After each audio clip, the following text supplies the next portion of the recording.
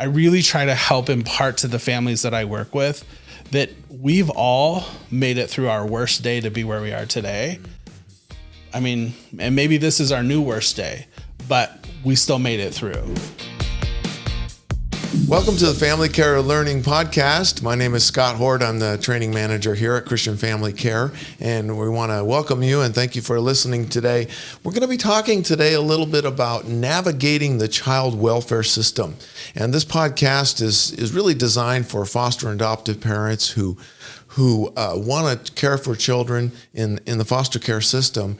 And sometimes it's difficult to try to navigate through all the different things that go on and all the different systems and the different, whether it be counseling or the court system or working with DCS. So we have a special guest today. Ricky Denwood is with us, and he is with DCS, and he's going to tell us a little bit more about how we can help navigate through that system. So thank you for coming, Ricky, and tell us a little bit about yourself and your main role there at DCS. Thank you for having me. I'm Ricky Denwood. I am the foster care recruitment and retention specialist for DCS. My primary role there is really to help, help across the different aspects of child welfare, whether it's our licensing agencies, our foster caregivers, our DCS staff, to manage, mitigate, and eliminate any barriers that anyone encounters for when they're caring for our youth that we have currently in out-of-home care. Wow, that's a really unique position. Is that kind of fairly new with DCS? It was. I started with the department about 3 years ago, and it was new to the department at that time. They had repurposed another position and kind of made it into what it is today. Wow, that is so helpful because, again, that is something that is a great need for families when they have questions or concerns, they don't know who to turn to, and you can help explain some of those things. So that's awesome. And so related to that, what is your real passion when you're interacting with families, and what kind of things do you really want to accomplish with them? I think one of the things that really drew me to that position was the fact that I'm a foster adoptive parent myself. We've adopted 6 boys now. Their ages 2.5 to 21.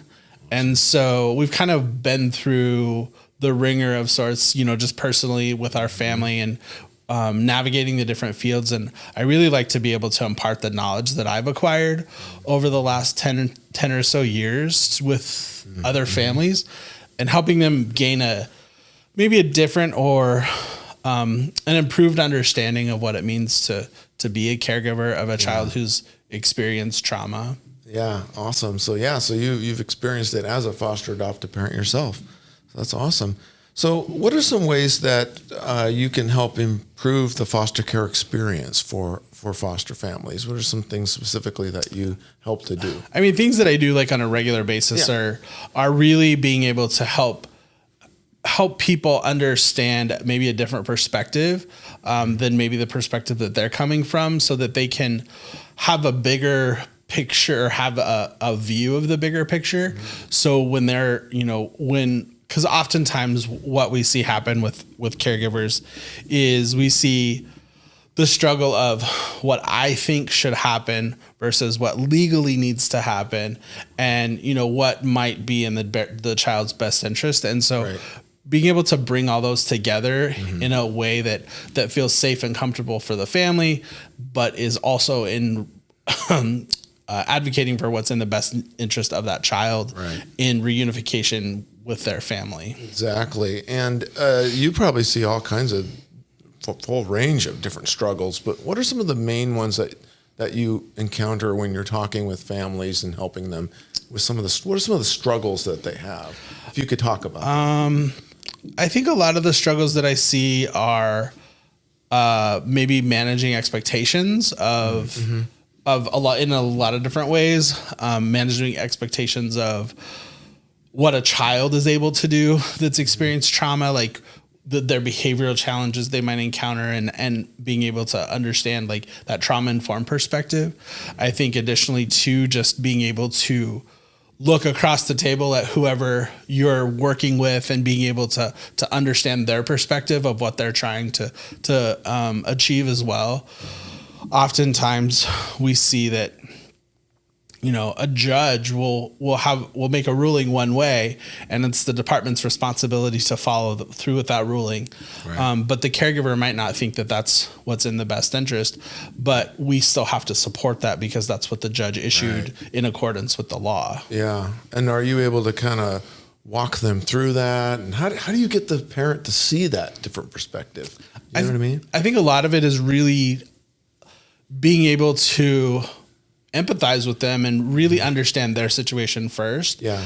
And help them come to a new level of understanding of whatever that might be. Like, I don't have to like it. I don't have to agree with it. But it might be my role to support it. And I think that when a family comes through training and they get a really good understanding of what the reunification process is and what foster care means, I think that that's where they're truly able to do that, and they don't struggle as much with that. Yeah, true. When they have that kind of good, solid foundation prior to being licensed for foster care. Yeah, so it's really a lot about the preparation part of that. 100%. Yeah, and then experience. Some people learn the hard way, and some along the line, they kind of catch on and they realize, oh, I got to work as a team here. I got all these team members that I'm interacting with. And that's good. And then the fact that you were a foster parent yourself, like you said, you want to kind of empathize with them first, try to understand where they're at, and then help them see the case plan or the other team members that need to contribute different parts to that. I think systemically, one of the things that I see is professionally speaking, is we don't often let our caregivers. We don't give them the opportunity to know that it's okay to feel the way you feel. Oh, that's excellent. Yeah. And I think that that's one thing that I felt I was missing when I was coming through as a foster adoptive parent. I have been through a tremendous amount of challenges with my own children. And there wasn't really somebody there to be like, this is normal to feel this way. This is normal to be struggling for you. And no one was ever there to say, like, sometimes we just have to get through this rough time. Sometimes we just have to get through here. It's going to pass, and I think that I really try to help impart to the families that I work with that we've all made it through our worst day to be where we are today. I mean, and maybe this is our new worst day, but we still made it through. Because when you look at it in the big picture, like our goal isn't today. Our goal is long term, but oftentimes we only see what's right in front of us. And I think that we often lose sight of what our end game is, if you will. Yeah. And so you really work to give those families perspective. Absolutely. Is what you're looking at doing. Yeah. And then, so what are some ways that families can partner with, build partnerships with their DCS worker specialist, their DCS specialist? What are some things that they can do that you might recommend? Because that's really what I want to try to communicate today is for the people listening that are foster parents, just ways that they can better build partnerships and not necessarily walls. Sometimes it's easy to create a wall because you don't have the right perspective or you want to maybe push for what you think is right.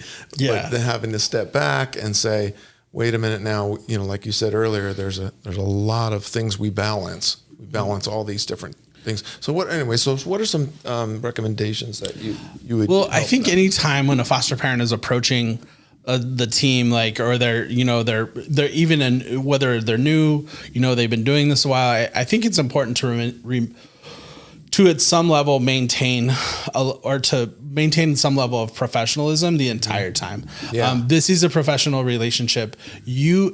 But it's also important to understand that you need something from them and they need something from you. And if you can build off of that just mutual understanding of respect, even if you don't always agree, like, you're still building that foundation, that relationship.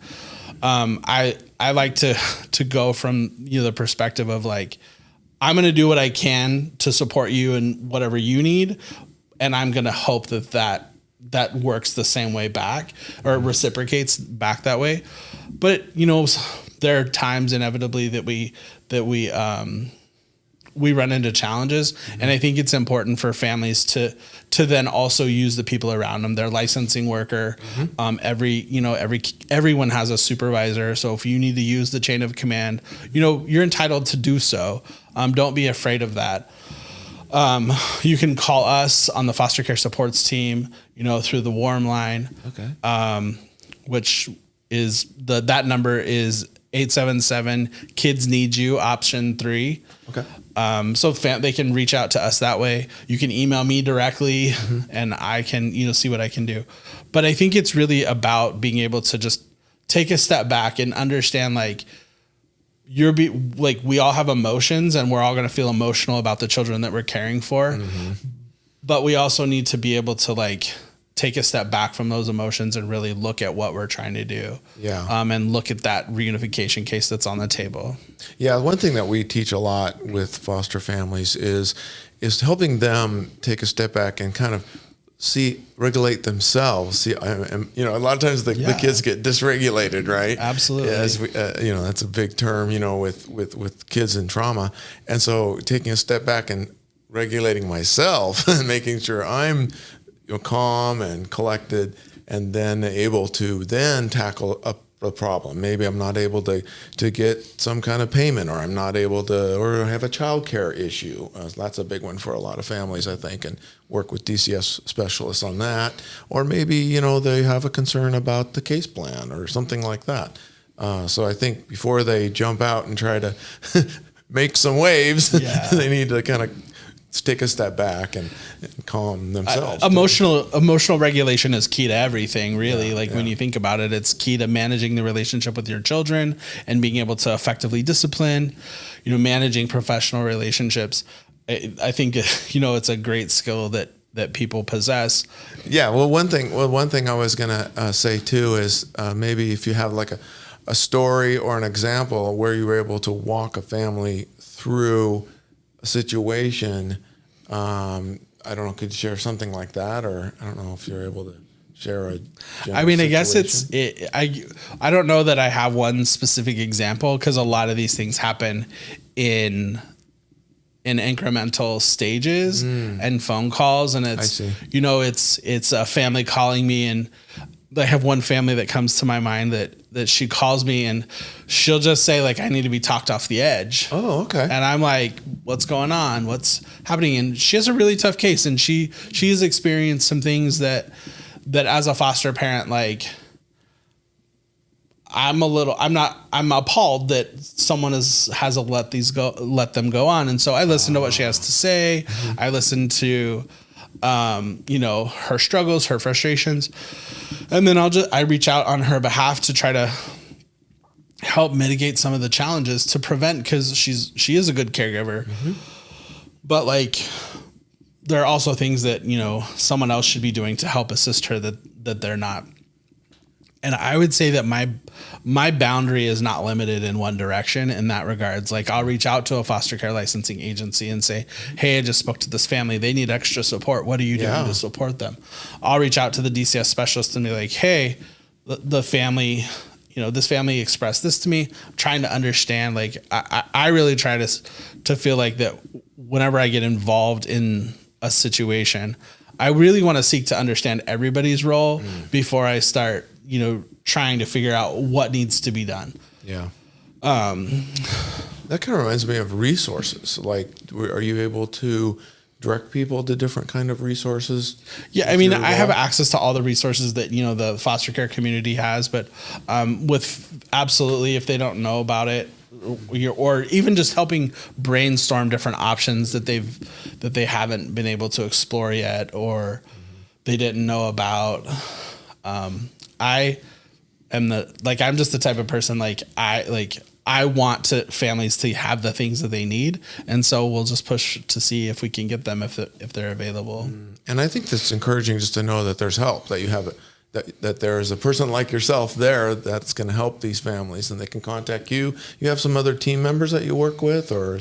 Yeah. So we have a couple of people that answer the warm line. Okay. They will assist in some of the more minor things, if they need to get, if a family can't get in, in contact with a case manager and they need to, Okay, they sure. can assist with that. Any challenges, we can connect people with the ombudsman's office. We usually try to help resolve those things before they get to the ombudsman. But anything. Like recently, we've been managing with the switch over to Guardian. We've been managing a lot of those challenges as well. So we're pretty flexible. And if I usually say, like, I'm a good person to know if you don't know where to go. Like I say, again, I mean, this is a great resource for families to have you and your team available to, help before they, they can kind of brainstorm on things before they get worse or before they need to go to the next step. So yeah, we can, and great. I'm super involved on social media. I'm in a lot of the foster parent groups. So, people constantly tag me or send me private messages on there too. So that's what I was going to ask you. What's the best way to get a hold of you? Or probably email is usually the best way. Just because that's the one I pay attention to the most. Good. My email is ricky.denwood@azDCS.gov.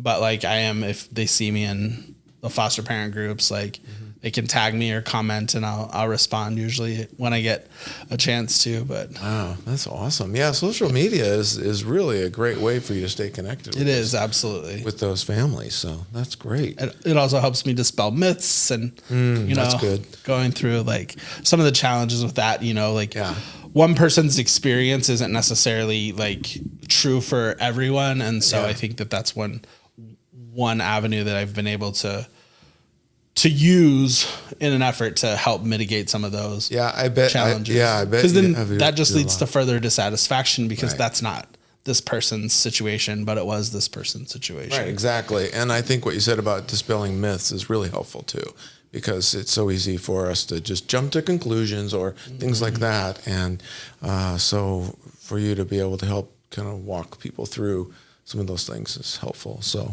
thank you for all you do. It's awesome. No, it's what a great opportunity. To be here. Yeah, and it's so neat to be able to have that for families. So if you're struggling and you just need someone to talk to, Ricky's here and he's there for you. And it's just a great service that DCS provides. And we just want to help families be able to navigate through some of the difficult things so they can help their children, because that's really what it's all about, is caring for those kids. Absolutely. So that's great. Well, thanks again for coming today. Thank you. And and so that's one part of navigating through the child welfare system. And next time we'll learn a little bit more about another avenue of navigating through the child welfare system on our podcast. Thank you for listening today.